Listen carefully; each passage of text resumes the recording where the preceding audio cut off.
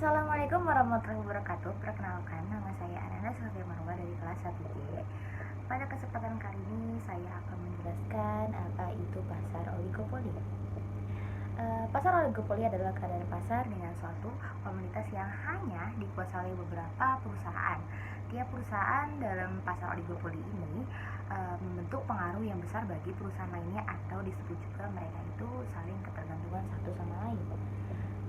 Pasar oligopoli ini juga pasar persaingan tidak sempurna. Kenapa disebut pasar persaingan tidak sempurna?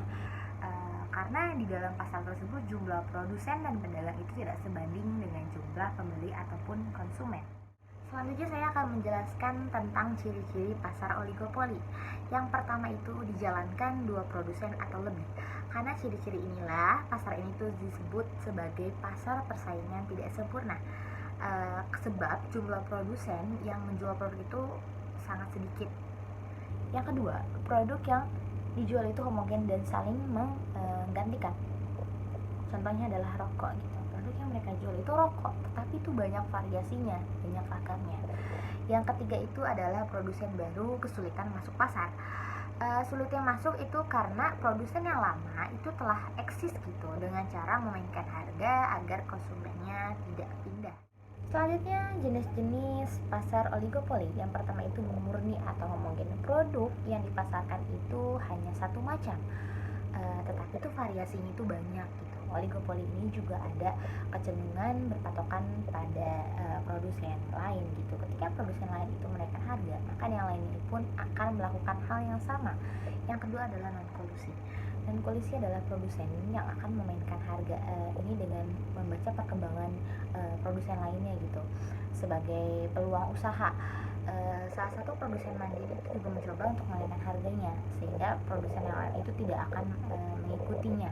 Yang ketiga adalah kolusi, maksudnya adalah kerjasama produsen dengan lainnya untuk menaikkan harga bersama atau membiarkannya itu stagnan. Ini tuh kebalikannya dari non-kolusi, di mana setiap produsen itu mencari celah atau menaikkan harga, tetapi diketahui oleh produsen lainnya. Contoh-contoh oligopoli berisi produk homogen yang bisa saling menggantikan satu sama lain dan diproduksi besar-besaran oleh perusahaan yang jumlahnya itu tidak sampai 10 unit. Beberapa yang saya tahu adalah rokok, semen, Pertamina, Shell, Total, Petronas, jenis penerbangan, industri kendaraan bermotor, dan layanan telekomunikasi. Beberapa kelebihan oligopoli. Pertama, adanya efisiensi dalam menjalankan kegiatan produksi. Kedua, persaingan di antara perusahaan akan memberikan keuntungan. Yang ketiga, selanjutnya adalah kekurangannya. Kekurangan dari oligopoli adalah dibutuhkannya investasi dan modal besar gitu, karena banyaknya pesaing gitu. Yang kedua adalah perusahaan yang telah memiliki pelanggan itu akan sulit gitu menyesuaikan dengan perusahaan yang sudah eksis, sudah berkembang gitu. Untuk menyainginya itu sangat sulit. Selanjutnya adalah studi kasus persaingan sepeda motor di Indonesia, yaitu terdapat 3 brand motor, Honda, Yamaha, dan Suzuki. Mereka itu termasuk produsen terbesar di dunia. Mereka itu bersaing sangat ketat. Banyak pabrik lain itu ikut andil dalam merebut konsumen pasar sepeda motor mereka. Contohnya pada saat Honda Bebek telah meledak di pasar, para pesaing lain yaitu Yamaha ataupun Suzuki, mereka juga tidak lama ikut memproduksi dan memasarkan sepeda motor bebek tersebut gitu.